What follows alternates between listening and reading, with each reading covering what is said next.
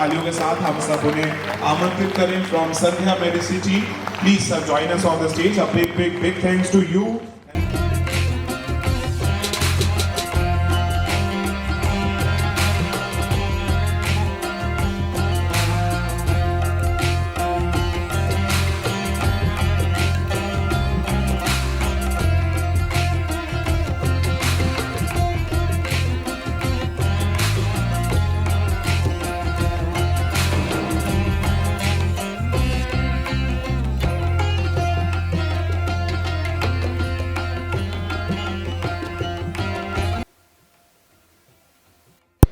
North India का giant है, 300 bedded hospitals हैं उनके।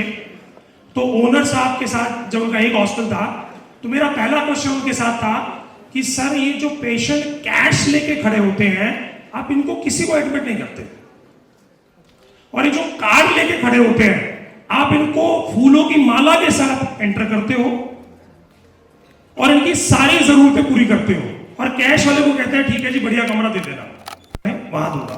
मैं गया, गुप्ता थे, तो वो उन्होंने बनी वाली बात समझानी थी, क्योंकि बनी है तो वही बात समझानी थी। उन्होंने कहा भाई देख मेरी बात समझ कि जो कैश लेके खड़ा है अगर वो ठीक हो गया तो कल मॉर्निंग डिस्चार्ज ले लेगा, और अगर वो नहीं ठीक हुआ तो फिर डिस्चार्ज लेके कहीं और जाके एडमिट हो जाएगा। ये जो कार्ड वाला है ना, ये तब तक नहीं जाएगा जब तक मैं डिस्चार्ज पेपर साइन नहीं करूंगा, क्योंकि ये कार्ड कहीं यूज नहीं कर पाएगा। तो उसी बात को समझने के लिए कि वो ऐसी फैसिलिटी आयुर्वेदा में क्या है कि आपके अस्पताल के बेड 100 बेड हो।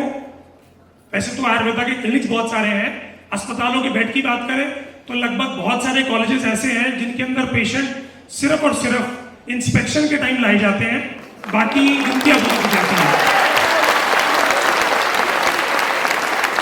तो उन कॉलेजेस के लिए मेरा आंसर है कि अगर इस पॉलिसी का पालन कर लिया जाए तो केवल डोनेशन के अलावा अस्पताल भी रेवेन्यू देगा।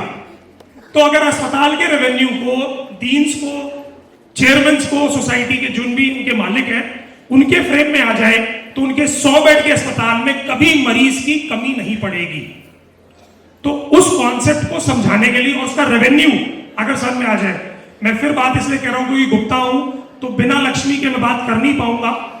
तो लक्ष्मी की बात सबसे पहले, और जैसे मैंने अपनी पिक्चर्स में दिखाया कि मैंने इटालियन हेल्थ मिनिस्टर को ट्रीटमेंट दिया था उनके रिक्वेस्ट के ऊपर, खैर वो कोविड में चली गई। उनके द्वारा मुझे बड़ा आनंद में प्राइवेट जेट में पूरा जर्मनी घूमने का मौका मिला था। तो वो सब चीजें तो सिर्फ एक बार का मौका है, फॉरेन ट्रिप्स इंजॉयबल होते हैं, बड़ा मजा आता है, लेकिन उनसे रेगुलर रिकरेंट रेवेन्यू नहीं खड़ा होता। यानी रेवेन्यू का मजा तब है कि मेरे 43 हॉस्पिटल्स हैं, मैं आपके सामने खड़ा हूं और मेरे पास कैलकुलेशन मेरे मोबाइल में चल रही है कि इतना क्लेम आ गया, इतने पैसे क्रेडिट हो गए, इतना अमाउंट ट्रांसफर हो गया, जिसमें एक भी ओपीडी मैं नहीं देख रहा हूं। सर ने अभी मुझे कहा था कि सर्जरी के ऊपर डाटा, तो सर आज मेरी एक्चुअली सर्जरी पे पीपीटी नहीं थी, वरना मैं सर्जरी का डाटा भी लेके आता। आज जिस चीज की मेरी पीपीटी में उसका डाटा लेके आया। तो let me start with the hospital empowerment system introduced by the government of India, और उसके ऊपर हमें NABH क्राइटेरिया कैसे कैसे प्राप्त करके हम अपने संस्थान को क्वालिटी स्टैंडर्ड्स में ला सकते हैं और अपने अस्पताल के बेड्स बढ़ सकते हैं। तो स्टूडेंट्स आपसे रिक्वेस्ट है, ये पीपीटी की क्लिप ले जाकर कृपया करके अपने प्रिंसिपल को दिखाएं कि आपके लिए पेशेंट इंस्पेक्शन की बजाय प्रतिदिन भर्ती रहे। तो kindly take the clips. So start the PPT please.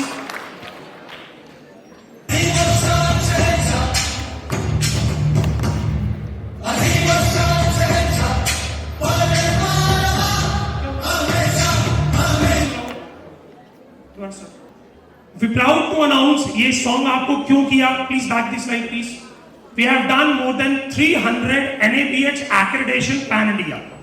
इसलिए कहा शहंशाह क्योंकि 90% जितने भी NABH भारत में होते हैं वो संध्या हेल्थ मीनिया नाम की एक संस्था है जिसको मेरे अंडर चलाया जाता है, जो मैंने करी।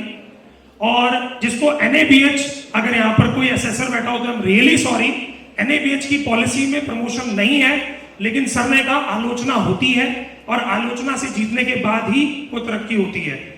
ये जब मैंने अपना एम्पावरमेंट स्टार्ट करी तो मेरे खुद के 2 अस्पतालों को रिजेक्ट कर दिया गया।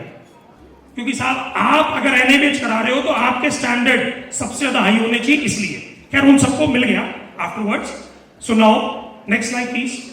बनाता है हमारे सारे बैंक्स की, ऐसे इंश्योरेंस की गाइडलाइन बनाता IRDAI। उसने पहली गाइडलाइन क्या बनाई कि आयुष डे केयर सेंटर को भी, जबकि ये भी पूरी तरह पारित नहीं हुई है, जिसमें बहुत सारे क्लेम्स अभी डे केयर सेंटर्स में पास नहीं होते, लेकिन वो क्या कहते हैं, they have a qualified registered Ayush medical practitioner dedicated Ayush therapy section. Therapy section का मतलब केवल पंचकर्म थेरेपी से नहीं है। अगर कोई स्त्री प्रसूति करते हैं तो उनके पास ओटी हो, उसका सैनिटाइजेशन एरिया हो, CSSD हो, हैंड वॉशिंग एरिया हो, यानी आपको कोई ना कोई प्रोसीजर जिसके लिए आप रोगी को 4 से 6 घंटे अपने संस्थान में रखोगे, क्योंकि ओपीडी बेसिस के क्लेम्स तो एलोपैथी में भी नहीं मिलते, इसलिए you need a dedicated therapy sections. Then आप कोई भी रजिस्टर्ड बोर्ड से होने चाहिए। उसके अलावा ये पैरामीटर्स जो आपको दिखाए जा रहे हैं, ये आपको वेबसाइट पे भी IRD की मिल जाएगी। Next slide. Now Ayush hospital. अच्छा, आयुष हॉस्पिटल की जो गाइडलाइन है वो बहुत क्लियर है। यहाँ पर डॉक्टर पंचोली साहब बैठे हैं, जिन्होंने राजस्थान गवर्नमेंट हेल्थ स्कीम की सबसे पहली शुरुआत करी, और राजस्थान के डॉक्टर्स के लिए आइडियल है कि आयुर्वेद में कैसे आप एक एम्पायर खड़ी कर सकते हैं। इसी प्रकार उन्होंने इस गाइडलाइन को, अगर हम बात करें 2019 की, वो कहती है कि आपके पास मिनिमम 5 बेड, खैर 5 बेड वाली बात केवल एंट्री लेवल पर है, और उसको बहुत सारी गवर्नमेंट की संस्था नहीं मानती है। बहुत से लोगों के मन में कंफ्यूजन है कि हम एंट्री लेवल अगर लेते हैं NABH एंट्री लेवल, तो हम TPA इंश्योरेंस बिल्कुल मिलता है, बट सिलेक्टेड कंपनीज का, वो फुल एक्रेडिटेशन को प्रेफर करते हैं। तो 5 बेड वाली गाइडलाइन नॉट एप्लीकेबल मैं मानता हूं, क्योंकि इसको प्रैक्टिकली हमने करके देखा, मिनिमम 10 बेड की गाइडलाइन होनी चाहिए। Have a qualified Ayush medical practitioner in charge round the clock. अच्छा, यहां पर हम सारे BMS डॉक्टर्स हैं। जब 2006 के अंदर मेरी ग्रेजुएशन यानी BMS पूरी हुई कालभैरव कॉलेज से, तो उस समय हमारे सीनियर्स ने कहा, भाई तुम्हारे पास 2 ऑप्शन है, पहला किसी नर्सिंग होम में आरएमओ लग जाओ, या बाबा रामदेव के चिकित्सालय में जाकर जड़ी बूटी बेचो। मैं रामदेव जी की बुराई नहीं कर रहा हूं, क्योंकि वो इज द फर्स्ट मैन जिसने आयुष प्रैक्टिशनर को मल्टीपल तरीके से पूरे भारत के अंदर क्लिनिक पे अपनी पैथी प्रैक्टिस करने का स्कोप प्रोवाइड करा।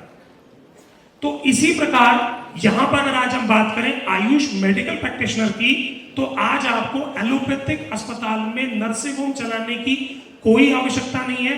Only just having a BMS degree, you can have your hospital and you can start it.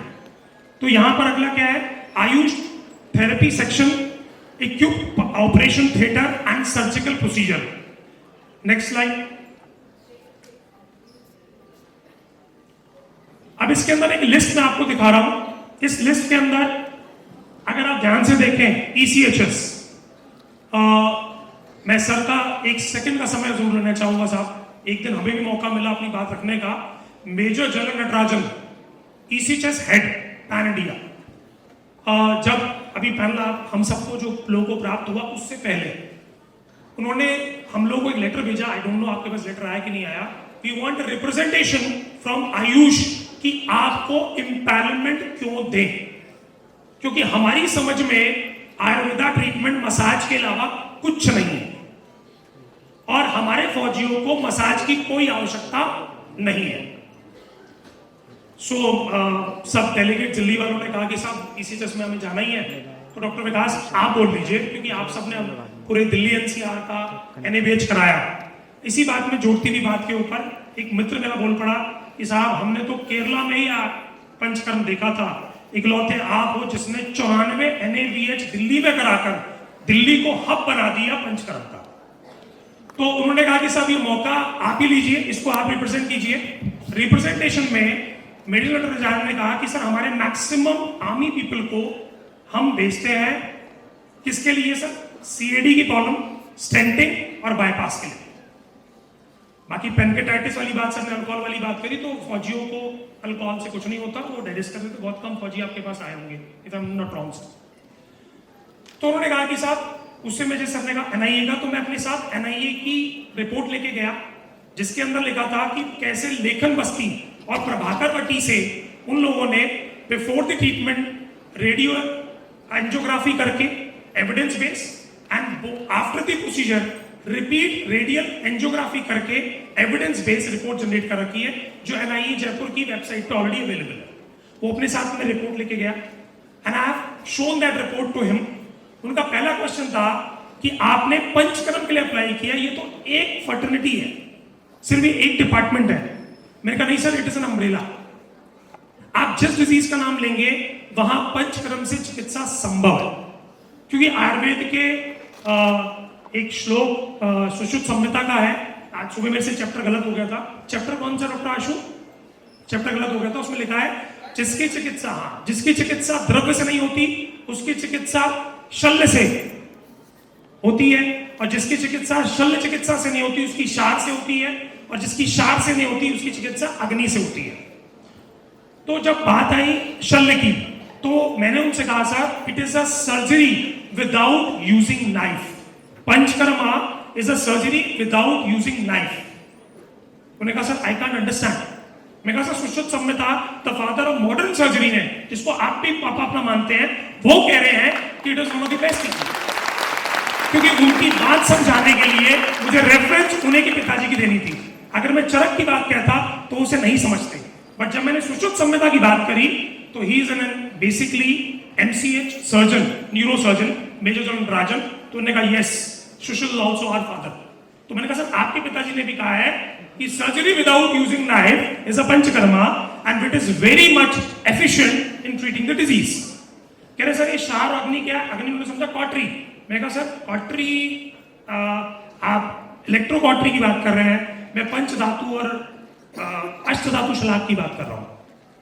खैर, तो उसके बाद जब हमने बात समझाई, आई एक्सप्लेन्ड हिम, एंड जैसे सर ने कहा एविडेंस बेस आयुर्वेदा, तो मैं अपने साथ सीसीआरएस की रेफरेंस, अपने साथ एनसीबीआई के पोर्टल के पेपर्स लेके गया कि सर ऑलरेडी प्रूवन है। अल्सरेटिव कोलाइटिस का ट्रीटमेंट देखें, आप सीकेडी का ट्रीटमेंट देखें, 100 पेशेंट के ऊपर पीजी स्कॉलर्स ने स्टडी करी कि कैसे पूर्णवादी क्वात बस्ती रोगियों की चिकित्सा करती है, साथ में द्रव्य के साथ में, एविडेंस बेस। हाँ, जिसके अंदर डायबिटिक नेफ्रोपैथी को अवॉइड किया गया था, रेस्ट किया गया।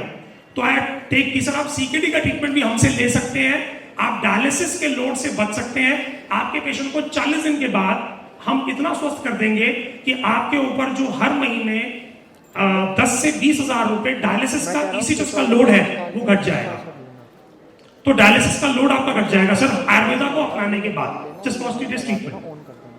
Then I told him regarding sir आप लेमिनेक्टमी डायसेक्टमी की बात कहते हैं, जिसके अंदर 1 से 1.5 लाख रुपए का बिल आप पास करते हैं, और 1 से 1.5 लाख रुपए का जो बिल पास करते हैं, आयुर्वेद में केवल और केवल 50,000 रुपए के शोधन प्रक्रिया, लीच थेरेपी और अग्निकर्म से आप रोगी को स्वस्थ कर सकते हैं, और आपका 1.5 लाख रुपए की बिल की बजाय केवल 50,000 रुपए खर्च आएगा।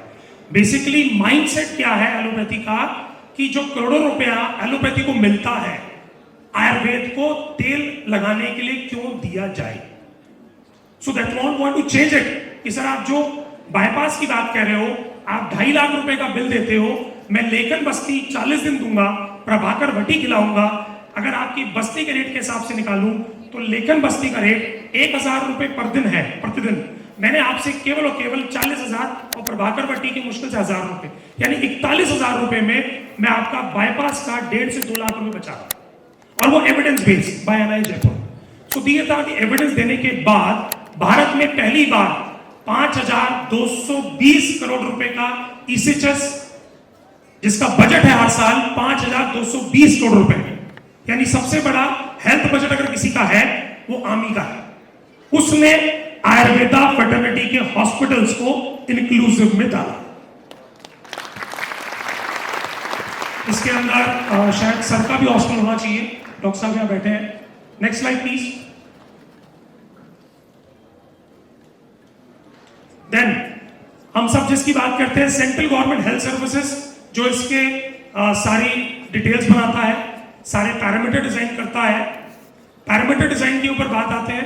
आई want to share with you 2019 के अंदर डिपार्टमेंट तो उस समय जब पहली बार ये स्टार्टिंग हुई तो दिल्ली के अंदर करीबन 21 सेंटर्स को CHS एम्पावरमेंट मिली. We were the first who got it at that time along with all the other friends सबके साथ में. और आप बिलीव करेंगे, पहले हमारे को डाउट था क्या लोग आयुर्वेदिक ट्रीटमेंट के लिए आएंगे. We were in doubt, big doubt. और आंसर क्या मिला कि एक क्लिनिक के ऊपर हमने 800 पेशेंट का बिल जनरेट किया, 800 पेशेंट्स, और averagely bill volume was 40,000 rupees per patient. यानी एक साल में 800 पेशेंट का बिल. कैलकुलेशन आपके पास है, मोबाइल में कर सकते हैं. गुप्ता हूं इसलिए मैंने कहा था लक्ष्मी की बात जरूर करूंगा. तो 800 पेशेंट. अब आप बताइए कि साहब कौन सा एलोपैथिक अस्पताल के पास इतना स्ट्रॉन्ग रेवेन्यू है. यानी BMS, doctor, therapy rooms, therapist, 800 files and 40 average bill, 40,000 का एवरेज बिल ये हमने जनरेट किया. और पैरेलली उन्होंने हमसे इंस्ट्रक्शंस दी कि आपको हर पेशेंट का return feedback with original signature required है. फॉर्मेट भी उन्होंने दिया, ट्रीटमेंट कितने दिन हुआ, बीमारी क्या थी आपकी, आपको कितना रिलीफ मिला है, डॉक्टर कैसा था, ट्रीटमेंट कैसा था, क्या आयुर्वेदा को इंक्लूसिव में लाया जाए, पैन इंडिया या ना लाया जाए. ये स्टडी दिल्ली में कंडक्ट की गई 2021 से लेकर 2022 के बीच में. देन जब ये फाइल गई CHS हेड के पास तो उन्होंने 8 क्वेरी लगाई, 8 क्वेश्चंस. 8 क्वेश्चन क्या था? Number 1, standardisation of clinics must be there. तो आंसर मिला स्टैंडर्ड हाई एलोपैथी हो या आयुर्वेदा हो, इट्स NABH. सो उन्होंने कहा कि NABH is a mandatory tool for getting the CHS. पहला क्वेश्चन का आंसर ये मिला. सेकंड क्वेश्चन क्या मिला? Referral system after making a perfect diagnosis must be there. यानी कोई भी डॉक्टर CHS का पेशेंट को पहले द्रव्य देगा, दीपन पाचन करेगा, सीधा पंचकर्म के लिए नहीं भेजेगा. यानी उसको 10 से 15 दिन पहले दीपन पाचन कराएं और नहीं आराम मिले तब पंच के लिए रेफर करें. बहुत से हमारे मित्र लड़ने लगे, कह रहे साहब ये क्या तरीका होता है, डिस्पेंसरी का डॉक्टर रेफर नहीं करता. नहीं sir, it is a guideline. ये गाइडलाइन बनाई गई टू सेफगार्ड अस. क्योंकि बहुत सारे पेशेंट्स में क्या हुआ, इंस्टेंट ट्रीटमेंट पंचकर्म करने से आम की चिकित्सा नहीं हो पाई और उनके दर्द बढ़ गए, उनकी प्रॉब्लम बढ़ गई. जबकि आम पाचन के बिना आप कभी भी पंचकर्म की अगर शुरुआत करेंगे तो रोगी के कष्ट बढ़ेंगे घटने की वजह. तो ये गाइडलाइन दूसरी थी. तीसरी गाइडलाइन क्या बनाई गई कि जितना भी बिलिंग सिस्टम है इसके कोड्स डेवलप किए जाए और उनको कोड्स के हिसाब से.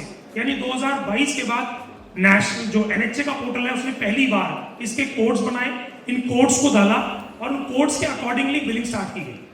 देन एक और क्वेश्चन था रिगार्डिंग कि जो आपके जितने भी सेंटर्स हैं इनका ऑडिट मैकेनिज्म कैसे होगा. तो ऑडिट के लिए क्या डाला गया कि साहब जितना भी स्टाफ है उसका सैलरी स्लिप, उसका डिप्लोमा या डिग्री या एक्सपीरियंस सर्टिफिकेट आपको अटैच करना है कि आपके पास क्वालिफाइड प्रोफेशनल्स हैं. खाली आप डॉक्टर्स नहीं चाहिए हमें जो ट्रीटिंग फैकल्टी मतलब जो ट्रीटमेंट दे रहा है उसकी भी क्वालिफिकेशन चाहिए. ये अटैच में आया. तो उससे क्या हुआ, उससे हमारे ही क्वालिटी स्टैंडर्ड्स बेटर हुए. क्योंकि उससे पहले केवल और केवल थेरेपिस्ट सिर्फ ऑयल रगड़ना जानता था, उसको उसकी टेक्निकलिटी पता ही नहीं थी. व्यापक किसे कहते हैं, SOP किसे कहते हैं, एक एक चिकित्सा के अंदर आपको प्रॉब्लम क्या आ सकती है, तो आपको ट्रेन करना है, सर्टिफाइड करना है या diploma holder must be there. ये उसके अंदर ऐड किया गया. इसी प्रकार उसमें 3 चीजें और थी फाइनेंस के ऊपर लेकर कि कितना बजट दिया जाए. इस बजट के ऊपर फिर डिपार्टमेंट ने जवाब दिया कि साहब जो रिजल्ट आए हैं, पेशेंट के फीडबैक्स हैं, वो 83% सर्जरी रेट्स हमारे गिरे हैं. जिनका नी रिप्लेसमेंट होना था वो नहीं हुआ इस साल.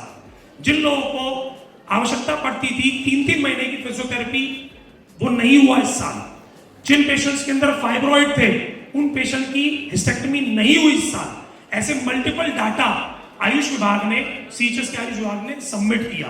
तब जाके वो कन्विंस हुए कि अगर हमारा बजट घट रहा है एलोपैथी का और वही बजट हम आयुर्वेद को दे रहे हैं तो देश का भला होगा. इसके ऊपर एक रिप्रेजेंटेशन हमसे ली गई. तो मुझे उन्होंने कहा कि आप हमें एक्सप्लेन करें कि सर आयुर्वेदा को पहली साइंस क्यों माना जाए. आप कह रहे हो, आप लेटर लिख के दे रहे हो कि जी पहली साइंस है, भारतीय साइंस है। मैंने कहा सर अगर आज आप बात कहते हैं यूरोपियन कंट्रीज की, तो यूरोपियन कंट्रीज में प्राइमरी साइंस का नाम एलोपैथी इन इमरजेंसी है। जीवन जीने के लिए, स्वस्थ रहने के लिए, दीर्घायु होने के लिए वो नेचुरोपैथी का प्रयोग करते हैं। अगर आप अपनी साइंस को एप्लीकेबल करोगे तो आपकी भी ह्यूमंस की, इंडियन ह्यूमंस की लाइफ बढ़ जाएगी, लंबी हो जाएगी, रोगी के रोग कम हो जाएंगे। क्योंकि जैसे सर ने अभी बताया था, हम आहार विहार की बात करे बिना चिकित्सा की शुरुआत ही नहीं करते। तो वो चीज हमने करी। तो नेक्स्ट है सीरीएचएस। अगर आज हम बात करें तो सीरीएचएस के करीबन दिल्ली के अंदर ही 60 सेंटर्स है, पैन इंडिया अराउंड 50 सेंटर्स है। और पंचोली सर के बढ़िया बढ़िया गाल और मेरे बढ़िया बढ़िया गाल देख के आपको समझ में आ रहा होगा कि हम नाश्ते में कश्मीरी शेव से नीचे खाते नहीं है। उससे पहले बेचारे हम काम चला रहे थे। क्यों सर? करेक्ट। बिकॉज सीरीएचएस की बिलिंग पैटर्न भी इतना सिस्टमाइज हो गया है, आप बिल लगाए 45 दिन में आपके अकाउंट में पैसा क्रेडिट हो जाएगा। यानी बहुत से लोगों के मन में फियर था कि गवर्नमेंट पैन लेने के बाद पेमेंट्स नहीं आएंगी। ये फियर गवर्नमेंट ने ही खत्म करके, क्योंकि हमने रिक्वेस्ट डाली सबने मिलके कि सर हम आयुर्वेदा प्रैक्टिशनर है, हमारे पास इतना बैकअप नहीं है कि हम 6-6 महीने या 1-1 साल तक बिल की वेट कर सके। Now system has been made कि 45 डेज में बिल क्रेडिट हो जाएगा। Next slide. Then CAPF, central arm police forces, जिसके अंदर आती है Assam rifle, BSF, CISF, CRPF, ITBP, NSG and SSR.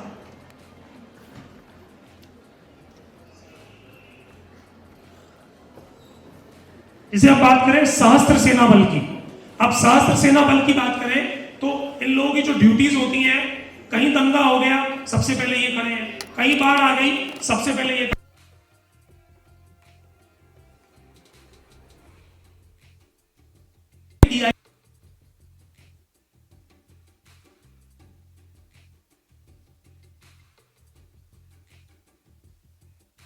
भी करवा सके और इन जवान को हम स्वस्थ भी रख सके। तब सीएपीएफ ने ये निर्णय लिया कि आयुर्वेदा को इंक्लूजन में लाते हैं और इनको अलाउ करते हैं कि आप 2 घंटे के लिए जाइए, ट्रीटमेंट करा के वापस आ जाइए। यानी जैसे डॉक्टर एल महादेवन की अगर मैं बात करूं, जो प्रैक्टिस करते थे, अब दुनिया में नहीं रहे, जिनके बारे में कहा जाता है कि अगर बस्ती का ज्ञान लेना है तो माधवन सर से पूछ लीजिए।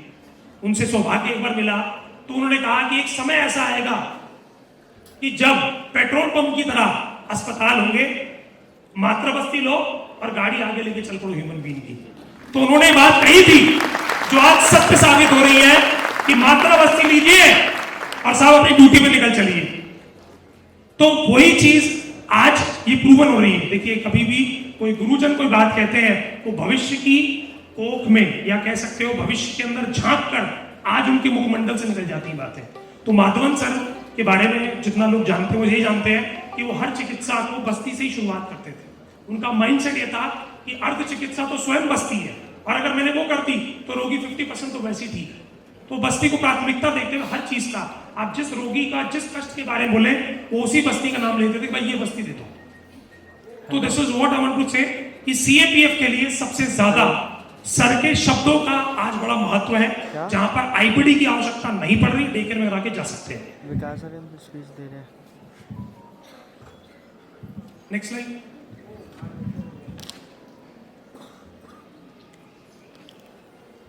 हरी जी नेक्स्ट स्लाइड। हरी जी, हाँ जी, थैंक यू। ये सीएपीएफ का ओएम है जो मैंने आपको बताया। नाउ यहां पर हम जब सर की बात कर रहे हैं जयपुर आयुर्वेदा की, तो राजस्थान गवर्नमेंट हेल्थ स्कीम में because of doctor Pancholi sir आज एक दिन सबको देखने को मिल रहा है। रीजन बीइंग क्यों, जितनी स्टोरी मैंने पंचोली सर से सुनी और देखी, ये वो इंसान है जो अपनी क्लिनिक छोड़ के रोज मंत्रालय जाते थे कि भैया आरजीएस आ जाए। अगर आज हम बोले तो सेंट्रल गवर्नमेंट हेल्थ स्कीम से ज्यादा स्ट्रॉन्ग, इफेक्टिव और ज्यादा व्यापी राजस्थान गवर्नमेंट हेल्थ स्कीम निकली। इसके सबसे ज्यादा अस्पताल राजस्थान में है। और आज अगर आवश्यकता की बात करें तो जितने लोग एलोपैथिक अस्पताल चला रहे थे मेरे सीनियर्स, यानी अगर मैं कहूं कि जो मुझसे 5 साल सीनियर थे जिन्होंने बीएमएस करने के बाद एलोपैथिक अस्पताल खोले थे, उनके कॉल आते हैं राजस्थान से, यार वो विकास एलोपैथी से मन भर गया। तो मैं उनको कहता हूँ सर जी वो हमें पता है लक्ष्मी ज्यादा दिख रही है आपको आयुर्वेदा में, एलोपैथी से मन इसलिए भर गया है। क्यों?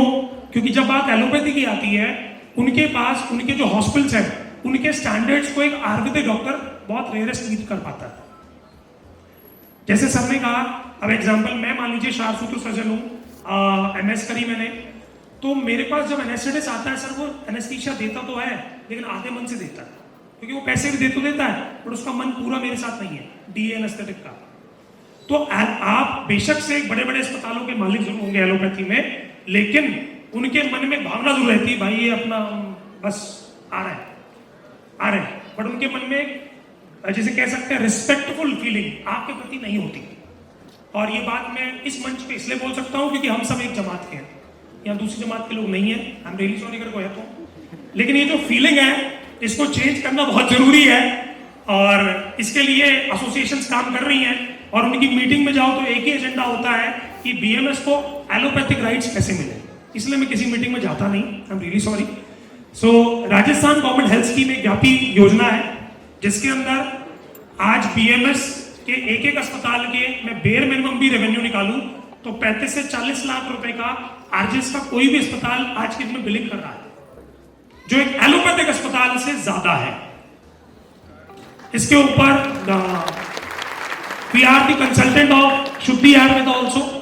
आचार्य मनीष जी का एक बार बड़ा इच्छा हुई, आज से करीबन 4 साल पहले एक एलोपैथिक अस्पताल मिल रहा विकास जी 23 करोड़ रुपए का, ले लूं? मैं कहा सर 23 करोड़ रुपए मेरे कहने पर 6 महीने के लिए अकाउंट में छोड़ दो, खर्च मत करना। He was very keen to buy that hospital. I said no, please. क्योंकि मैं उनसे कंसल्टेंसी ली थी मैंने कहा सर मैं आपको 23 करोड़ रुपए 1 साल में वापस दूंगा जो एलोपैथी में नहीं आएंगे। कह रहा सर आप फालतू बातें करते हो, दैट्स प्रूफ नहीं है। मैं कहा सर मैं प्रूफ करके दिखाऊंगा आपको, मेरी बात मान लीजिए। दिल्ली के अंदर जब ये इम्पैनलमेंट का सीन बना उन्होंने 12 सेंटर्स एक साथ स्टार्ट किए। समझाने की जरूरत तो है नहीं सर कि वो 23 करोड़ रुपए आए कि नहीं आए, 23 करोड़ रुपए आ गए, ठीक है साहब। एक 200 करोड़ की आयुर्वेद की कंपनी आज 12,000 करोड़ की है, is because of this business of empanelment. यानी दवाई बेचकर वो 200 करोड़ थे लेकिन अस्पताल खोलकर वो 12,000 करोड़ के। आचार्य जी का फर्स्ट सेशन था, मैं आ नहीं पाया था उसमें। Next slide. Haryana government health scheme, Haryana government health scheme की अगर हम बात करें तो हरियाणा राज्य के अंदर भी सरकार ने स्कीम की शुरुआत करी जहां पर आयुष डॉक्टर, अगर आपके पास एनएबीएच है तो हरियाणा गवर्नमेंट हेल्थ स्कीम को भी एंजॉय कर सकते हैं। कर्नाटका, बैंगलोर, आयुर्वेदा। सर मेरे एक सीनियर है, मेरे गुरुजन है जो वहां पर है, जिनके बहुत सारे रोगी आईपीडी में एडमिट होना चाहते हैं, जिनके पास इंश्योरेंस कार्ड है, तो मैं तो चाहूंगा सर उनको भी आशीर्वचन दें आप, क्योंकि बहुत से रोगी जिनके पास बेचारों के पास शायद कैश नहीं है। अच्छा, इंश्योरेंस कंपनी क्या बेच के देती है कार्ड? वो ये बोलती है कि साहब 2 लाख रुपए हो सकता है इमरजेंसी में अकाउंट में ना हो, बट 2 लाख का कार्ड जरूर रखो जो आपके काम आएगा। और हर इंसान इंश्योरेंस प्राइवेट इसी बेसिस पे लेता है, ये इमरजेंसी में काम आएगा। और सिमिलर अब वो आयुष में भी कवर्ड है। अभी आगे वाले स्लाइड्स में देखेंगे हम। मैंने बात बैंगलोर की इसलिए करी है क्योंकि सबसे बड़ा आईटी हब वहीं पे है। Now we talk about few of the claims of Ayurveda की अगर हम बात करें तो आदित्य बिरला का एक क्लेम है, then we have one more claim जिसकी वैल्यू 30,000 है, एक मैडियसिस का क्लेम है जी। अच्छा, ये हैदराबाद वाले हॉस्पिटल का है, पहले वाला कौन सा हॉस्पिटल है हमारे, देन ये हमारा, अच्छा ये मेरठ वाले हॉस्पिटल है, मेडियसिस का, बजाज का, सेफवे का, विडाल हेल्थ का। इस क्लेम का ब्रेकअप मैं आपको नहीं दे पा रहा हूं, आई एम रियली सॉरी। ये क्लेम बेसिकली अच्छा वात व्याधि का है, ठीक है। देन कुछ चीजें ऐसी जो यूथ को जाननी चाहिए कि आपका फ्यूचर क्या है। जैसे कल मैं एक स्पीच सुन रहा था डॉक्टर यशवंत सर की, उन्होंने कहा साहब आप बाय डिफॉल्ट बीएमएस है या बाय चॉइस बीएमएस है। मेरे शब्द थोड़े से तीखे कटाश रूपी हैं। बाय डिफॉल्ट बीएमएस है या बाय चॉइस बीएमएस है। मैक्सिमम एमबीबीएस नहीं कर पाए इसलिए बाय डिफॉल्ट बीएमएस है, करेक्ट। तो अब बोलना चाहिए ब्लेसिंग इन डिस्गाइज, धन्यवाद कि हमारा डिफॉल्ट हो गया, हम बीएमएस ज्वाइन कर लिया, क्योंकि जो आने वाला टाइम है वो आपके लिए कैलकुलेशन है, और एक कैलकुलेशन मेरी बिल्कुल नहीं है, गवर्नमेंट ऑफ इंडिया की कैलकुलेशन क्या कहती है, compound annual growth 22% since 2016, 372 billion in 2022। यानी अभी इसमें आयुर्वेद अलग से आएगा, यानी हेल्थ केयर इंडस्ट्री ने अपने आप को 372 बिलियन डॉलर्स में स्थापित कर लिया है। यानी अगर हम बात करें आईटी या कोई और बिजनेस, अब हेल्थ केयर इंडस्ट्री का जो कंपाउंड आ रहा है, ये मेरा नहीं है सर, गवर्नमेंट ऑफ इंडिया का डाटा है। According to Indian economic survey 2021, domestic market growth, इसमें आयुर्वेदा और एलोपैथी कंबाइंड, ये अभी कंबाइंड की बात कर रहा हूं, जो आएगा 130 बिलियन बाय 2030, यानी 130 बिलियन डॉलर। ये इंडियन मार्केट की बात चल रही है, सॉरी इंटरनेशनल मार्केट की। नाउ आयुर्वेदा ये एविडेंस बेस है, 2023 तक 57,450 करोड़ की इंडस्ट्री ऑलरेडी बन चुकी है। So congratulate to the ayurvedic physicians कि आज हमारे सीनियर्स के एफर्ट से 57,450 करोड़ की इंडस्ट्री ऑलरेडी 2023 में लिस्ट हो गई है। यानी जिस फर्टिलिटी में इसमें ना ब्लेसिंग इन डिस्गाइज, अब आप सब अपने आप को बोलिए धन्यवाद उस समय का मुझे एमबीबीएस में एडमिशन नहीं मिला। तो एक बार जोर से बोलेंगे धन्यवाद उस समय का, मेरे पीछे बोलेंगे धन्यवाद उस समय का जब हमें एमबीबीएस में एडमिशन नहीं मिला, क्योंकि भविष्य अब हमारा है।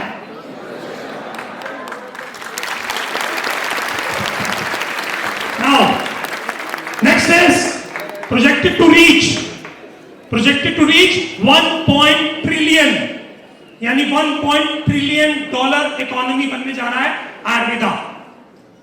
अगर आप बात करें आज आयुर्वेदा की, तो पहले आयुर्वेदा ये था, आज आयुर्वेदा का इतना बड़ा प्रारूप है, इतना बड़ा रूप है, जिसके अंदर पता नहीं कितने सारे संस्थाएं समा जाएंगी। So now next is list of documents, क्योंकि बहुत सारे स्टूडेंट्स को अपने प्रिंसिपल सर को लिस्ट देनी है कि सर आप फटाफट एनएबीएच कराएं और सीएचएस ईसीएचएस लें। तो लिस्ट फटाफट कॉपी करेंगे, जिसके अंदर है कि आपके पास ओनरशिप होनी चाहिए, बिल्डिंग टैक्स का certificate, blueprint, fire exit plan. अच्छा, इनमें से मैक्सिमम डॉक्यूमेंट एनसीआईएसएम ले लेता है, don't worry, maximum document NCISM के पास होते हैं, उसके बिना कॉलेज की परमिशन नहीं होती है। करेक्ट मैम आप हाँ कर रहे मेरी बात को, शायद करेक्ट होते हैं ना। सिर्फ मन चाहिए, और मन चाहने के लिए 57,450 CR उनको जाके दिखाना कि साहब, क्योंकि देखो जिन्होंने कॉलेजेस खोले हैं, मैं आपको सच्चाई बता रहा हूँ, क्योंकि मैं भी एक ऐसे कॉलेज से पढ़ के आया हूँ, कालभ्रेश्वर है, स्वामी जी का कॉलेज था। स्वामी जी ने पहले एक कॉलेज खोला 1996 में सर, और पिछले 5 साल में 3 कॉलेज खोल दिए बीएमएस के। मैंने पूछा साहब आजकल स्वामी जी कितना ले रहे? कह रहे तुम्हारे टाइम पे तो क्या था, फीस किस लेते थे? मैं कहा जी स्वामी जी आप कितना ले रहे? कह रहा 32 लाख रुपए का पैकेज ले रहे हैं सर। तो वो इंडस्ट्री केवल और केवल उनके माइंडसेट में क्या है, डोनेशंस की। अब ये इंडस्ट्री को समझानी, क्योंकि आपको पेशेंट चाहिए, करेक्ट। पेशेंट किसको चाहिए? अरे किसको चाहिए? डॉक्टर्स को चाहिए ना, स्टूडेंट्स को चाहिए। अगर आपके बोर्ड को समझ में आ गई बात, प्रिंसिपल के माइंड में आ गई, कह रहा भाई साहब हमारे कौन से पैसे लग रहे हैं, डॉक्यूमेंट्स हमारे पास हैं, हमने इम्पायरमेंट लेनी है, पेशेंट अपने आप चलाएगा। क्योंकि मैंने क्या कहा, कैश वाला पेशेंट भाग जाएगा। अगर आपने थेरेपी करी, हो सकता है सिद्धार्थ जी हमारी थेरेपी करें, रोगी भाग जाए, क्योंकि जट्टों वाला हाथ है। लेकिन जो सरकारी पेन वाला होगा वो नहीं जाएगा, क्योंकि आप साइन नहीं करोगे उसके पेपर पे। सो these are the papers which is required to for the NABH, water bill चाहिए, AMC चाहिए, कैलिब्रेशन चाहिए, पेन कार्ड चाहिए, ITR, ये सब आपके कॉलेज के पास होता है already. These are the panels which are available for this. हम उसके ऊपर फर्स्ट स्लाइड लेंगे जरा जी, सेकेंड वाली, इसके बाद वाली स्लाइड लेंगे जरा हरीश जी। बिफोर ये स्लाइड चल रही है सर, ये NABH स्टार्ट करने से पहले मुझे कोई NABH का शौक नहीं था sir, I was not interested. मेरा एक शिमला में हॉस्पिटल है जिसके ऊपर फॉरेन क्लाइंट आता है, और आज से नहीं आ रहा, 2010 से आ रहा है। फॉरेन पेशेंट्स आता है मेरे पास, they used to come for learning the ayurveda, for enjoying the ayurveda. वो आते हैं, रुकते हैं, और बैचेस में आते हैं, 30 से 40 लोगों के बैच में आते हैं, और उनके मन में ट्रीटमेंट कराने के बाद नेक्स्ट क्वेश्चन होता है, how can we stay longer here, how can we stay longer here. So visa पे उनको कभी भी ऐसी कोई फैसिलिटी नहीं थी, they don't have a facility, they can stay here for 1 month. अगर हम बात करें पूर्ण रसायन चिकित्सा की तो 120 दिन का होता है, if I am not wrong. मैं पीजी पंचकर्म तो नहीं हूं, मुझे नहीं पता, इफ एनीबॉडी कैन से। तो उसके लिए रुकने के लिए ऐसा कोई फैसिलिटी नहीं थी, लेकिन 2022 में जब मोदी जी ने आयुष वीजा को अहमदाबाद के अंदर स्टार्ट कराया, उसके कुछ ग्लिम्स आपके साथ शेयर करना चाहूंगा। सेकंड थर्ड लगो तो आयुष वीजा क्या पॉसिबल है? माइक देंगे सर, 2 माइक हो सकते हैं क्या? Good morning sir. I am Dr. Mahanta Swami Hiranand from Karnataka. नमस्कार sir. Sir, namaskar. I am practicing since 25 years. I completed my Guru Shishya Parampara. So I started my Panchakarma. Then I did my MD in RSBK. Sir मेरा ये था कि शुरुआत से मैं जो लोग आते थे ना बेंगलुरु से पूछते थे, सर आपका इंश्योरेंस नवा NABH है क्या नहीं।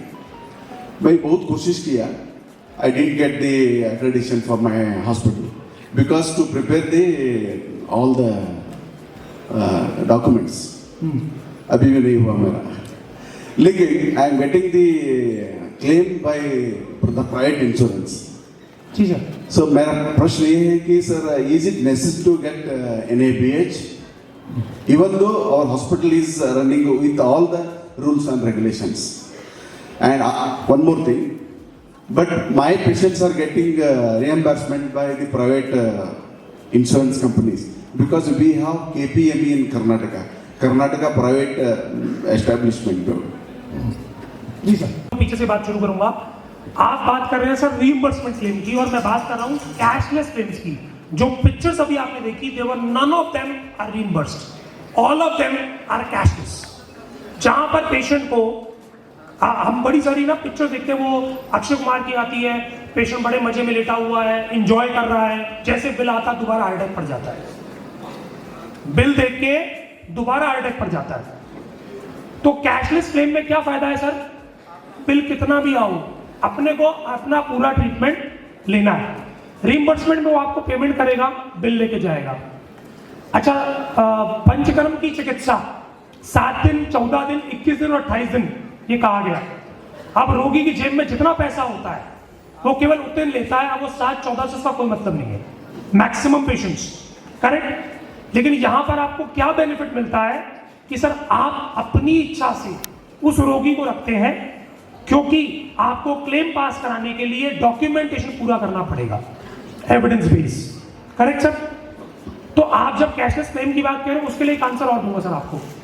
अभी जिसकी मैं बात कर रहा हूं अपने हॉस्पिटल की, मैंने सर खुद पहली बार NABH के पेपर बनाए, गलत हो गए, दोबारा बनाए फिर गलत हो गए, तिबारा बनाए फिर गलत हो गए।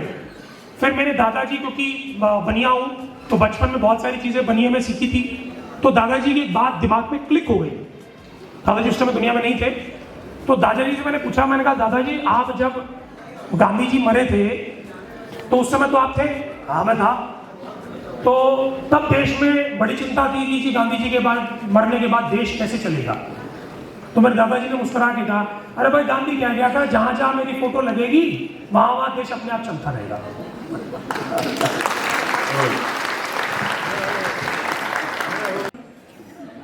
ठीक सर, यहाँ कोई एसएसआर बैठा होगा नाराज हो जाएगा, रियली बोल रहा हूँ, लेकिन ये ट्रुथ है सर।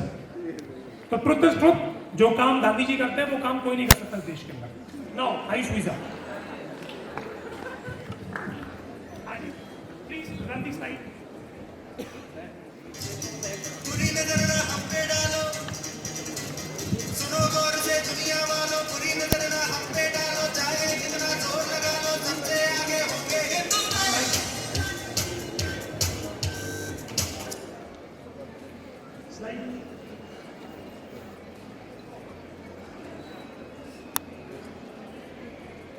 ठीक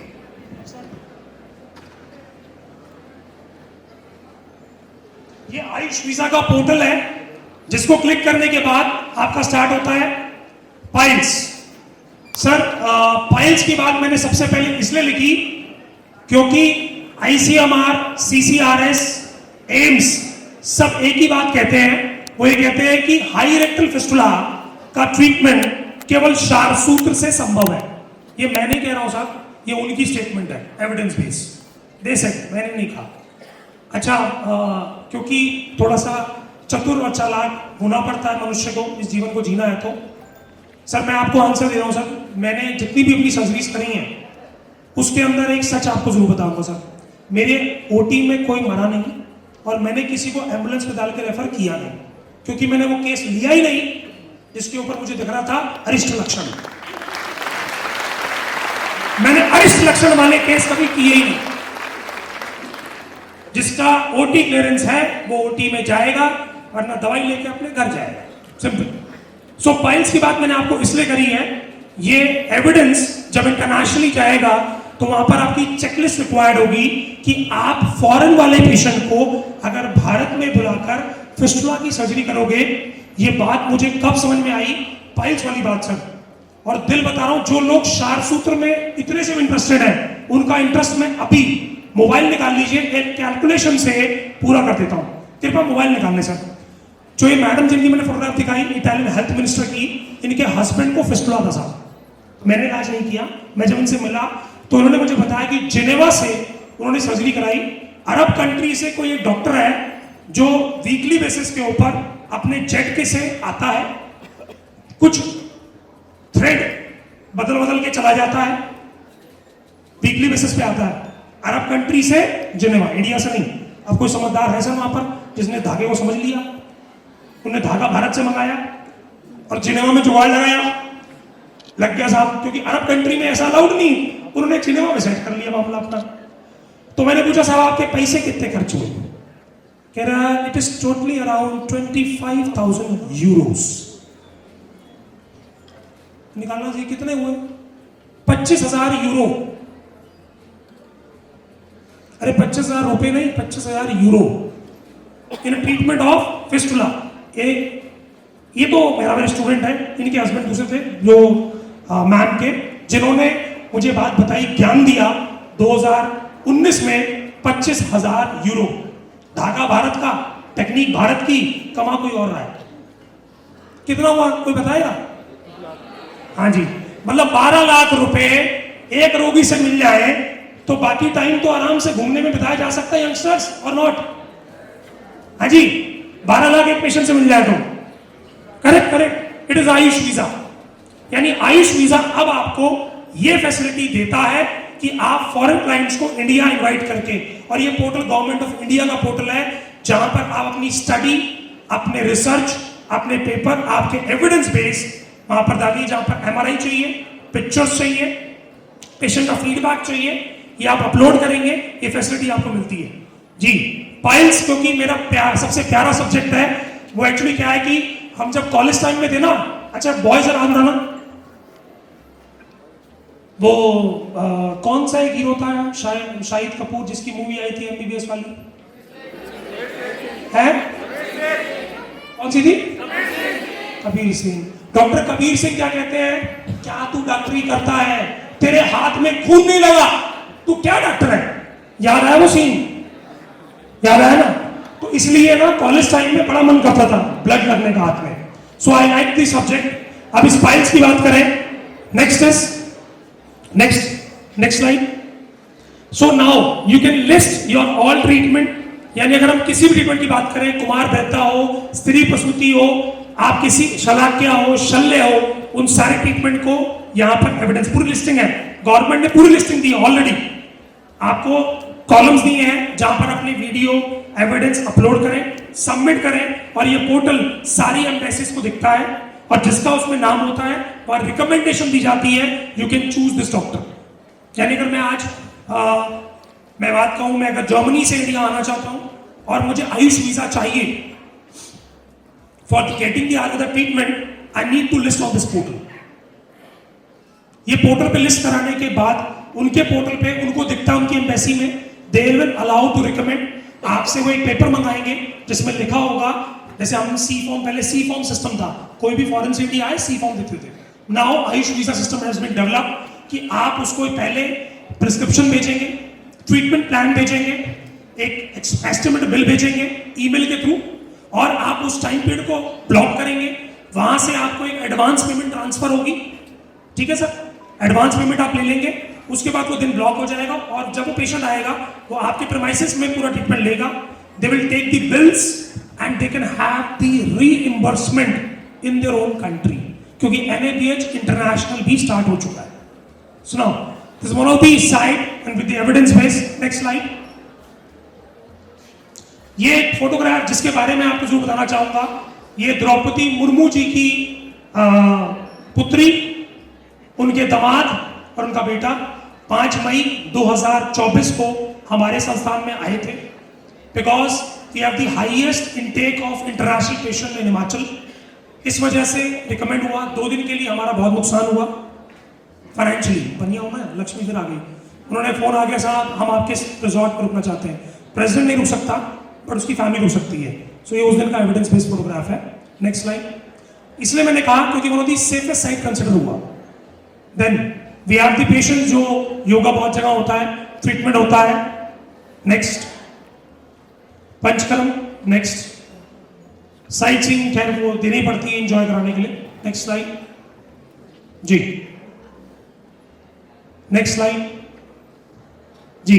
ये इटालियन ग्रुप्स जो प्रॉपरली इंडिया आए 14 डेज के लिए विद द आयुष वीजा, किसी की एलिमेंट सर्वाइकल, किसी को बैक एक, किसी को PCOD, किसी को क्या नाम है ओबेसिटी, किसी को डायबिटीज, किसी को हाइपरटेंशन, प्यूरिफिकेशन के लिए। Next slide. ये एक और ग्रुप आया था हमारे पास। Next slide. सो ये आप स्कैन करके भी चेक कर सकते हैं इसका एविडेंस, और बड़ी खुशी होती है मुझे बताते हुए, हमारा इसका 80% रेवेन्यू अब फॉरेन पेशेंट से है। इंडियन पेशेंट से 20% जाते हैं और 80% रेवेन्यू हम सिर्फ फॉरेन पेशेंट से लेते हैं इसका। So this is one of the thing I can say that कि ये केरला में होता था, अब ये नॉर्थ इंडिया में भी होता है जी। नेक्स्ट पीपीटी आता है आपका अस्पताल कैसे डिजाइन किया जाए। NABH में भाई क्या क्या आवश्यकताएं पड़ती हैं, डॉक्यूमेंट हो गए, अस्पताल कैसे बनाए। तो कल एक सज्जन मुझसे पूछ रहे थे कि अस्पताल की आवश्यकता क्या क्या है। पिक्चर्स में आपको दिखा रहा हूं, बेसिक आवश्यकता है भाई, जितना आपको एक रिसेप्शन एरिया चाहिए, एक वेटिंग एरिया चाहिए, डॉक्टर्स के चैम्बर चाहिए, जितने आप कंसल्टेंट रख रहे हैं, मिनिमम अस्पताल में 2, एक कंसल्टेंट के लिए, विजिटिंग फैकल्टी के लिए, और एक आपके आरएमओ के लिए। देन आपको डेडिकेटेडली फार्मेसी रखनी है, जिसके अंदर भी क्वालिटी चाहिए कि भैया ऐसा नहीं कि डब्बे खुले पड़े हैं, चूर्ण ऐसे ही पड़े हुए हैं जैसे अपने कॉलेज में करते थे, इधर का इधर निकाल दिया।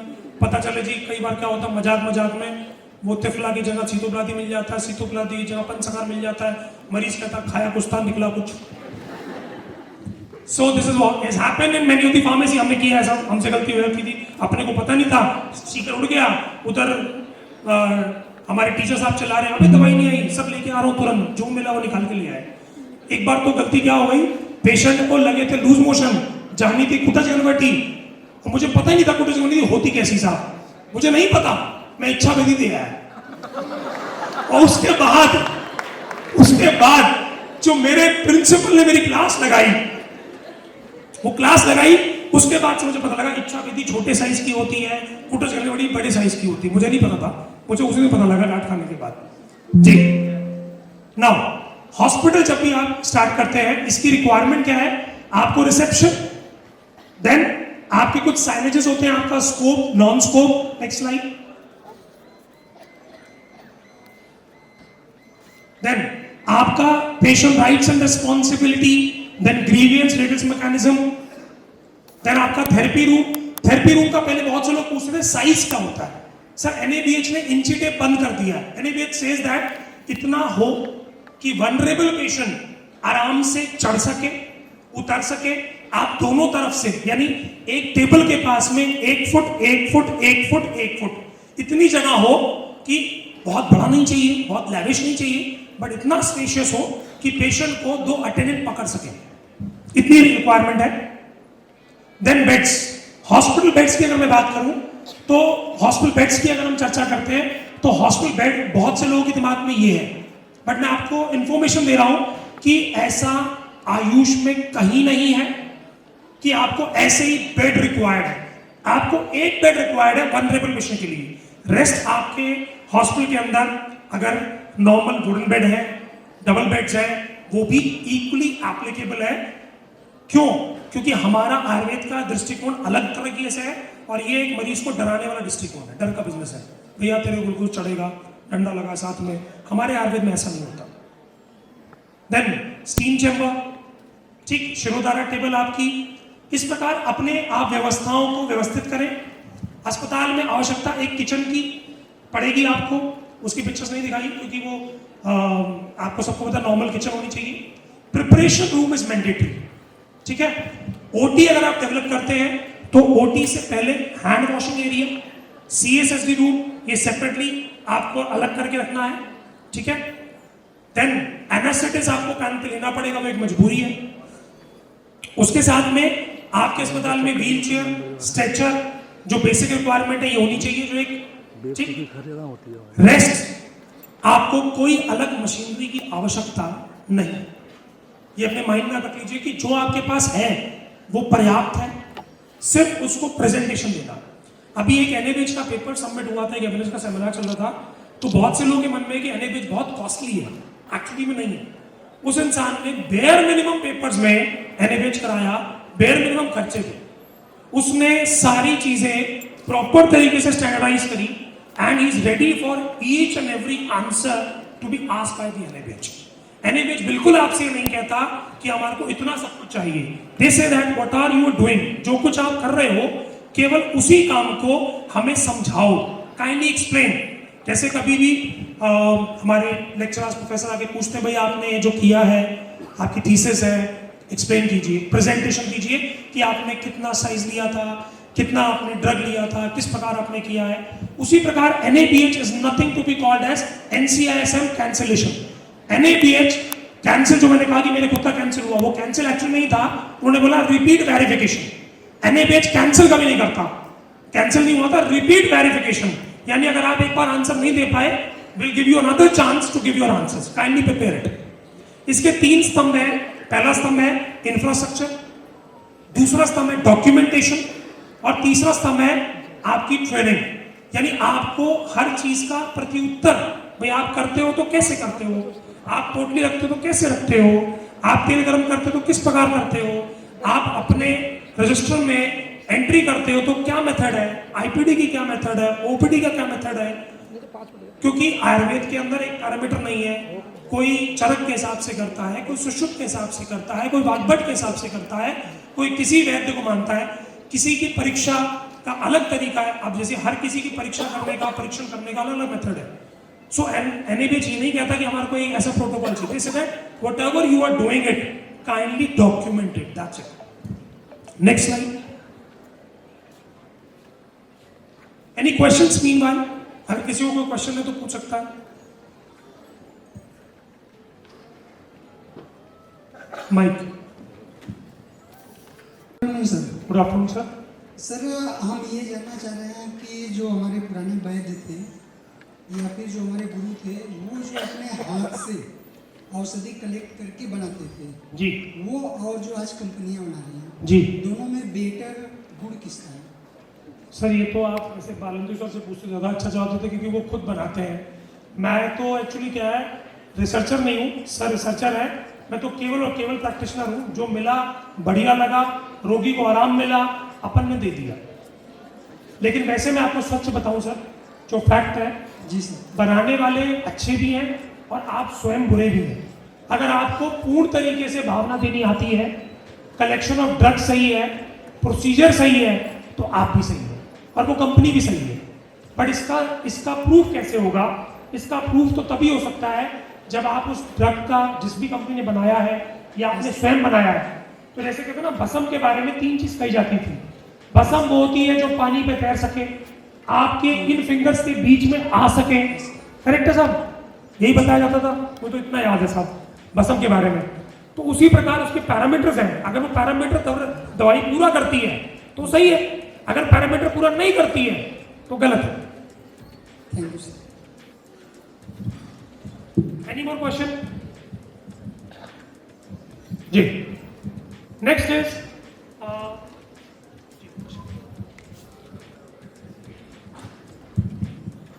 नमस्ते सर। नमस्कार जी। सर मैं ऋषिकुल कैंपस उत्तराखंड हरिद्वार से हूँ जी। और सर मैं एमडी सेकेंड ईयर स्टूडेंट हूँ जी। अभी थर्ड ईयर से मैंने प्रैक्टिस स्टार्ट कर दी थी। मेरा बैकग्राउंड ऐसा था कि मैं प्रैक्टिस में आना पड़ा। जी, जी। तो अभी जैसे हम एनएबीएच वगैरह की बात कर रहे हैं, तो अगर हम कम से कम खर्चे पे स्टार्ट करना चाहें तो कितना खर्चा आप लोग जैसे फैसिलिटीज प्रोवाइड करवा रहे हो, तो आप कम से कम कितना खर्चा लेते हैं? सर आप ना देखो, मैं आपको फैक्ट बताता हूँ। एक आयुर्वेद के प्रति मेरा भी एक समर्पण है। संध्या हेल्थ मेनिया की वेबसाइट पे जाइए, कैसे बनाना है विद पिक्चर एविडेंस, हमारे अंबानी जी के दिए हुए इंटरनेट से आप आसानी से प्राप्त कर सकते हो। उसके लिए कोई स्ट्रेस लीव नहीं है, ये फ्री ऑफ कॉस्ट है जो अवेलेबल है। अगर सर्विसेज में इन्वॉल्वमेंट है तो उसके चार्जेस अलग अलग है साहब, ठीक है। अगर सर्विसेज की बात, अगर हम कहें कि अगर मैं एक आयुर्वेदिक का डॉक्टर हूँ और आप आयुर्वेदिक डॉक्टर हैं, तो सर वेबसाइट पे कैसे करना है, किस तरह करना है, हमने ऑलरेडी सारी चीजें उसमें डाल रखी है। केवल और केवल आपसे समय की आवश्यकता है। अगर आप समय निकाल के उसको स्टडी करेंगे तो आसानी से कर पाएंगे। फैक्ट। ठीक है, थैंक यू सर। जी। Any more questions from anyone? www.sandhyahealthmedia.com। आप स्कैनर से भी आएंगे, स्कैनर से स्कैन कर लीजिए जी। Next slide. अब अगला एक सवाल आया डॉक्यूमेंटेशन के ऊपर कि एनएबीएच एक चीज कहता है कि आपका सारा data has to be on digital, has to be on digital, यानी मैनुअल डाटा है, लेकिन आप पुराना रिकॉर्ड कैसे रिट्रीव करोगे? रिट्रीवल मैकेनिज्म क्या होगा आपका? इसी प्रकार staff management, HR management. HR management का केवल मतलब यहां पर ये नहीं है, यहां पर ऑटोमेटिकली पता होना चाहिए आज कौन सा स्टाफ ड्यूटी पर है, कौन सा स्टाफ छुट्टी पर है, just to manage your hospital completely. यानी आज आवश्यकता केवल सीआरएम की नहीं है, आज आवश्यकता है आयुर्वेदा बेस्ड, जिसमें इनिशियल असेसमेंट के अंदर अष्टविध दशविध परीक्षा मेंशन हो। आज तक जितने भी सॉफ्टवेयर आते हैं वो क्या कहते हैं, इसलिए असेसर आके मना कर देता है, कहता भैया एलोपैथी वाले सिस्टम मत समझा, कोई ऐसा आयुर्वेदिक सिस्टम आपने बनाया हो कि जहां पर आप नाड़ी लिखते हो अष्टविध दशविध के साथ में, आप रोगी के जो पुरानी परीक्षाएं थी, आपने क्या देखा था, उसके बाद उसके अंदर क्या चेंजेस आए, आप उसके पूर्व क्रम में क्या करेंगे, प्रधान क्रम में क्या करेंगे, पाश्चात क्रम में क्या करेंगे, एक एविडेंस बेस होना चाहिए। किस रोगी को कितने, जैसे कल ही मुझे पंचोली सर बता रहे थे पानीय अजीर्ण के बारे में। अच्छा, पानीय अजीर्ण एक रोगी को हो गया और दोबारा उसको हुआ तो उसके लिए क्या मांगता है एनएबीएच? They want evidence. यानी आपने किसी की चिकित्सा करी तो उस समय उसके अंदर क्या सिम्टम्स थे और दोबारा जब पेशेंट आया तो उसमें क्या सिम्टम्स होते हैं, जिससे आप एक एविडेंस बेस जनरेट कर सके। देन बिलिंग वाला सॉफ्टवेयर आपको मार्केट में बहुत सारा मिल जाएगा। Automated prescription. ऑटोमेटेड प्रिस्क्रिप्शन का मतलब क्या है? आपने कोई चीज नोट करी, एंटर हो गई, नेक्स्ट टाइम आए तो वो पिछले वाले डाटा को ऑटोमेटिकली उठा ले और आपको नया कॉलम जनरेट कर दे। देन एनएबीएच अगला क्या कहता है? Pharmacy management.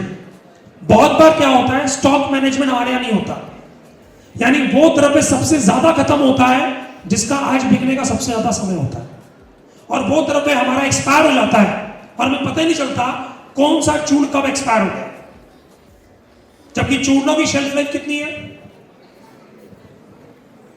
अच्छा, वो हम लोग मंगाते हैं 1 ईयर ही तो होती है शेल्फ लाइफ, 1 साल ही है सर। हाँ जी, और बहुत बार ऐसे बहुत सारे चून, जैसे बाया बेटन के चून है, मंगा लिया साहब, नहीं जरूरत पड़ी, हो गया बेकार।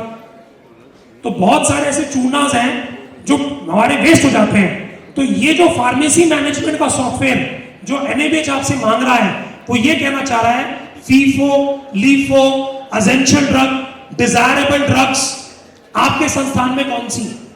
फीफो मतलब first in first out, LIFO मतलब last in last out, then desirable आपको किस चीज की सबसे ज्यादा आवश्यकता है, एसेंशियल, एसेंशियल मतलब कौन से तेल, कौन से चूनास, देन विषम, उपविषम, उसके बारे में डिस्क्रिप्शन पहले से पता हो कि वत्सनाभ किसमें डाला है, बल्ला तक किसमें डाला है, ये क्लियरली मेंशन होना चाहिए, क्योंकि हर रोगी को हर द्रव्य सूट करेगा इसके बारे में आपको भी नहीं पता और आपके माइंड में भी नहीं आता कि इस द्रव्य के अंदर ये पॉइजनस ड्रग डला है। अच्छा, एक और बात, कल एक वैद्य जी डॉक्टर साहब बता रहे थे regarding the treatment use of poison, correct. लेकिन जब बात चली तो उन्होंने ही बताया कि हमारे शास्त्रों में भी लिखा है कि विष की चिकित्सा विष ही है, विष की चिकित्सा विष ही है और कुछ नहीं है। अगर मान लीजिए स्थावर से हुआ तो स्थावर विष देना पड़ेगा और जंगम से हुआ तो जंगम विष देना पड़ेगा। हम जो एंटीबायोटिक्स यूज करते हैं तो वो क्या है सर? वो विष ही तो है। सेप्टिसीमिया का इलाज आपने कैसे किया? एक विष को मारने के लिए दूसरा विष किया उसकी बॉडी में। आपके पास मैक्सिमम पेशेंट विष लेके आए होते हैं, वो एंटीबायोटिक्स खा के आए होते हैं और वो क्या है? विष।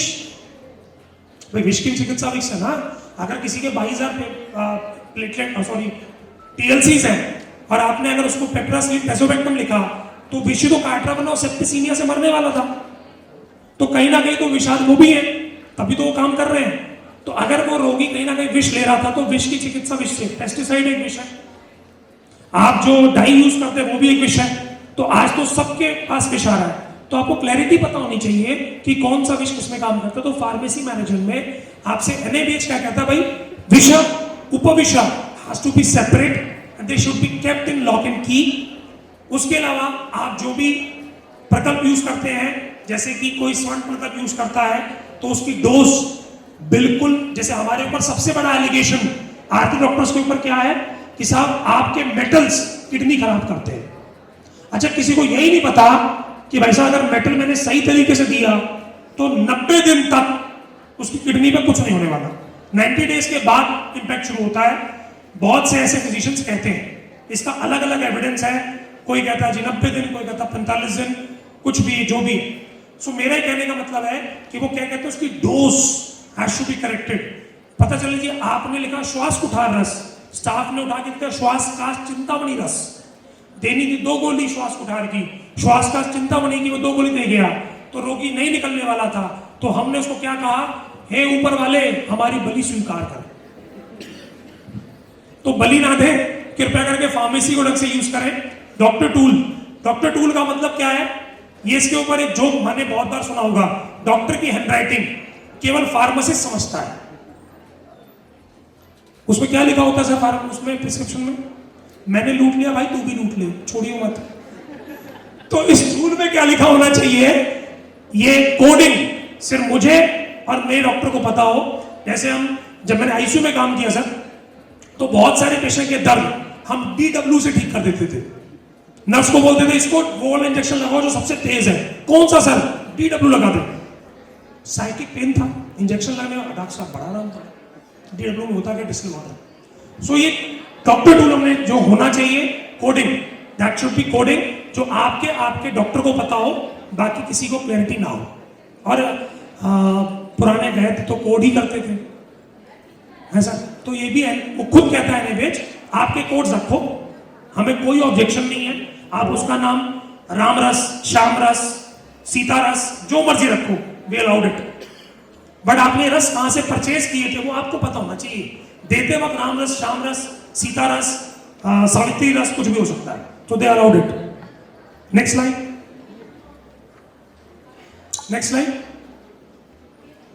तो ये एविडेंस आपका, इसलिए मैंने बोला सर कि आपको डॉक्यूमेंट करना आसान हो जाता है, ऑटोमेट सिस्टम आता है, और ऑटोमेट सिस्टम आने के बाद आपकी जो ओपीडी है वो एक स्ट्रीमलाइन हो जाती है, जहां पर पुराना यूएचआईडी नंबर डालते आप पेशेंट की पूरी हिस्ट्री निकाल के देख सकते हैं। इस हिस्ट्री के ऊपर एक बड़ा अच्छा आंसर है। एक मेरे गुरुजी जिनसे मैंने सीखा, उन्होंने कहा जी एक पेशेंट, पहले दिन बैठा था, मुझे लगा ये सब ना फालतू की बातें होती हैं। पेशेंट आया, उसने बोला, उन्होंने कहा मेरे आराम नहीं है। उन्होंने कहा कल तूने गोभी खाई थी। कह रहा आपको कैसे पता? कह रहा मैं बोल रहा हूँ कल गोभी खाई है। कह रहा मैंने तो नहीं खाई है। उन्होंने कृष्ण हरितिकी हाथ में पकड़ा दी, बोला इंडियन टॉयलेट जाके पॉटी करो तुरंत। और आप सबको पता है कृष्ण हरितिकी अगर हाथ में पकड़ लें तो जितना हाथों में होगा वो उसी टाइम निकाल के बाहर फेंक देंगे। सर मैं गलत कह रहा हूँ तो गलत तो नहीं कह रहा सर, करेक्ट है ना? कृष्ण हरितिकी हाथ में पकड़ते ही जितना है वो सब मल में निकाल के बाहर कर देगी। मिलती बड़ी मुश्किल से है, तो उनके पास थी लकीली। तो उन्होंने कहा गोभी देख, मिल गई ना एविडेंस बेस। सो वो एविडेंस बहुत सारे आज हमारे को आवश्यकता है कि हम स्कूल्स को करें। और ऐसे ही नहीं, आज अगर हम बोले कि 12,716 लिस्टिंग पूरे पैन इंडिया, यानी कि देश बदल रहा है, डॉक्यूमेंट पे जा रहा है। और इस मंच से मैं बोलना चाहूंगा कि सर यस, आयुर्वेदिक डॉक्टर्स ने भी अपने आप को सूट एंड टाई में पहनने की आदत डाल दी है, धोती कुर्ता छोड़ दिया है। तो 12,716 डॉक्टर्स ने अब तक अपने आप को ऑटोमेशन पे डाल लिया है। सो आप कहां हैं, अपने आप को देखिए। नेक्स्ट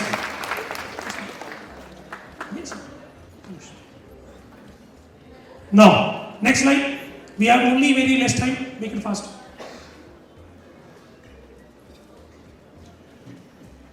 जब बात आती है, बहुत सारे मुझे लोग मिलते हैं कहते हैं हमारे पास ओपन लैंड है, ओपन स्थान है, हम उसके ऊपर एनएबीएच कैसे ले सकते हैं?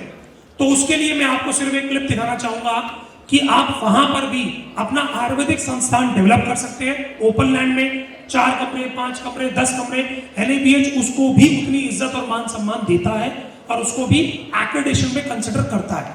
बहुत से लोगों के मन में डाउट था कि सर अगर मेरा खेत के अंदर अगर मैं 10 कमरे बना लूं तो क्या मुझे एनएबीएच मिलेगा? तो उसका आंसर मैं आपको दिखा रहा हूं। सो ये भगवती रिजॉर्ट है जो 32 एकड़ में हमने बनाया है। Next slide, next slide Harish, फटाफट जी। गौ सेवा, अच्छा बैक स्लाइड करना। जब बात कहते हैं कि गाय की घी की, तो ये कहा जाता है कि जीवनी है, तर्पणी है, बल्ली है, यानी सबसे बड़ा जीवन देसी गाय के किसमें है? दूध में है ना। उसके तो पंचगव्यों में है, पंचगव्यों में है, उसके मूत्र में भी है, उसके उसमें भी है, इसे कह सकते हो आपके गोबर में भी है, सब चीजों में है। तो आपको ये प्रति उत्तर में बताना चाह रहा था। तो एनएबीएच इसके ऊपर भी आपको अलाउ करता है कि आपके प्रीमाइसेस में है, ऑब्जेक्शन नहीं है, बट उसको आप कैसे मैनेज करते हो और उसका प्रयोग, उनके सामान का प्रयोग आप कैसे अपने रोगियों पे करते हो, उसकी एक पॉलिसी बना लीजिए कि भाई हम क्या खिलाएंगे, कितना खिलाएंगे, उसका दुग्ध कैसा होगा। दुग्ध का रंग जो हमारे उसमें लिखा है, किसके अंदर, अष्टांग संग्रह के अंदर, दूध कैसा होना चाहिए, मूत्र कैसा होना चाहिए, उसकी परीक्षा करके आप अपने रोगियों को दे सकते हैं जी। Next slide, next slide. Organic farming, आप ऑर्गेनिक फार्मिंग अगर करते हैं अपने संस्थान पर, जैसे बहुत से लोग कहते हैं साहब मैं प्राकृतिक बना के अपने रोगियों को देना चाहता हूं, एनएबीएच को कोई ऑब्जेक्शन नहीं है। वो कहते हैं उसकी पॉलिसी हमें प्रोवाइड करा दीजिए बस, कि आप कैसे डेवलप करते हैं। पॉलिसी रिक्वायर्ड है, जिसे हम कह सकते हैं herbal garden policy. Herbal garden policy NABH क्या कहता है, एक अस्पताल के पास जरूर होना चाहिए, क्योंकि आप कौन कौन से द्रव्य को कैसे कैसे मार्किंग करिए बोटेनिकल नेम के साथ, कैसे प्रयोग में लाते हो, इसकी मैंडेटरी रखते हो। Next slide, next slide, next slide जी। देन एनएबीएच इस बात का बहुत ध्यान रखता है कि आपका housekeeping department must be very strong, क्योंकि सैनिटाइजेशन चाहे आप गौमूत्र के बनाए फिनाइल से करें चाहे नॉर्मल फिनाइल से करें, एनएबीएच इस बात को बहुत स्ट्रिक्टली कहता है कि sanitisation, cleaning must be there. आप कुछ भी बनावें लेकिन उसके अंदर चमक बिल्डिंग पे नहीं चाहिए, लेकिन चमक जमीन पे चाहिए, कि डस्ट ना मिले, गंदगी ना मिले, साफ सफाई होनी चाहिए। इंस्पेक्शन के टाइम ये बहुत ज्यादा देखा जाता है, टूटा हुआ मेज ना हो, टूटी हुई तार ना हो। इट शुड बी कि पेशेंट के पास ऐसा कुछ भी उसके हाथ में ना आए जो उसकी प्रॉब्लम क्रिएट कर सकता है। फायर के सिलेंडर्स आपके पास लगे हो, इमरजेंसी बैकअप आपके पास हो। मैं आईसीयू बैकअप की बात नहीं कर रहा हूं, इमरजेंसी सपोर्ट सिस्टम की बात कर रहा हूं। BLS ट्रेन्ड स्टाफ, यानी बेसिक लाइफ सपोर्ट आप इमरजेंसी में दे सके तो ट्रेनिंग आपके पास must be there. Next line Harish ji, next line. Sorry, back कर दीजिए. I think finish Harish ji. Harish ji, now last फटाफट जल्दी. इसी प्रारूप के ऊपर हमने इस कार्य की जब शुरुआत करी तो NABH एक बात आपसे और क्या कहता है कि साहब आपने अपने स्टाफ को जो ट्रेनिंग दी है मंथली बेसिस पर, कभी अभ्यंगम की, कभी कटी बस्ती की, कभी जामू बस्ती की, कभी लीच के शोधन की, उसका क्या एविडेंस है? यानी आपको अपने स्टाफ को ट्रेन करना है, सर्टिफाइड कराना है, उसको प्रॉपर ट्रेनिंग देनी है, क्योंकि आपके जो परिचारक हैं they are involve in the direct treatment of the patients. So आप उनको सर्टिफाइड भी करें, ट्रेन भी करें और उनको मंथली बेसिस के ऊपर कि इसको एक काम अच्छे से आता है उसका क्रेडेंशियलाइजिंग एंड प्रिविलेजिंग भी करें. नेक्स्ट लाइन हरी जी, फास्ट. हाँ जी, यहां पर जो बात मैंने भी आपसे कही थी उस श्लोक की बात आ गई कि जिसकी चिकित्सा द्रव्य से नहीं होती उसकी चिकित्सा शार से होती है, शल्य से होती है, जिसकी चिकित्सा शल्य से नहीं होती उसकी शार से होती है, उसकी चिकित्सा शार से नहीं होती उसकी चिकित्सा अग्नि से होती है. Next line. देन आप अपने स्टाफ को ट्रेन करें और ट्राई करें कि आपको अगर बिजनेस में आगे जाना है तो अपने स्टाफ को अलग अलग इंस्टीट्यूट्स में भेजकर उनको नई एडवांस ट्रेनिंग, चाहे ऑनलाइन के माध्यम से चाहे फिजिकल माध्यम से आप कैसे करवाते हैं. NABH क्या मांगता है? सर आपने कोई ट्रेनिंग कराई थी, उसका कोई वीडियो है, कोई एविडेंस है? यानी केवल आपके बोल देने से वो कंसिडर नहीं करते. Now they want GPS location, video and clips, तभी वो आपको कंसिडर करते हैं कि आपने क्वालिटी के ऊपर काम किया, स्टैंडर्ड मेंटेन किया और आपका संस्थान स्टैंडर्डाइज है. We finish off. वापस खत्म है ना हरीश जी? हाँ जी, स्लाइड्स आप उनको दें, सर्टिफाइड करें, ट्रेन करें स्टाफ को. जी हाँ जी. अब एक लास्ट कि शार सूत्र पूरे विश्व में कितना ज्यादा देखा जाता है. Next line. ये कुछ मिलियन व्यूज हैं. Next line. यस, यानी ये सर्जरीज अगर नॉर्मल कोई इंसान है जो PMS डॉक्टर नहीं है ये वीडियोस नहीं देख सकता. खुदा मार की वीडियो कौन, वो बड़ी अजीब सी बात है. कहते भाई जिसकी शक्ल ना देखनी पड़े उसका खुदा मार देखना पड़ रहा है. शार सूत्र सर्जरी के साथ तो बेचारों के साथ ये दुखदाई है. सो आप देखें कि इंटरनेशनली सर्जरीज शार सूत्र की कितनी डिमांड है कि भारत में मिलियन व्यूज के अंदर केवल 29% और internationally Indonesia, Japan, United States, Vietnam, इन कंट्रीज में शार सूत्र सर्जरीज की कितनी डिमांड है. ये सिर्फ मेरा मकसद क्या था, आप सबको शल्य के प्रति जागरूक करने का कि पूरा विश्व इन सर्जरीज में इंटरेस्टेड है. ये उसका एक एविडेंस है. ये मेरे YouTube चैनल का एविडेंस है कि कैसे लोग शार सूत्र सर्जरी, देखिए मॉडर्न सर्जरी नहीं देख रहे, वो शार सूत्र सर्जरी देख रहे हैं और भारतीयों से ज्यादा फॉरेनर्स देख रहे हैं. जी, थैंक यू. और any more questions you have? Thank you. Okay, thank you.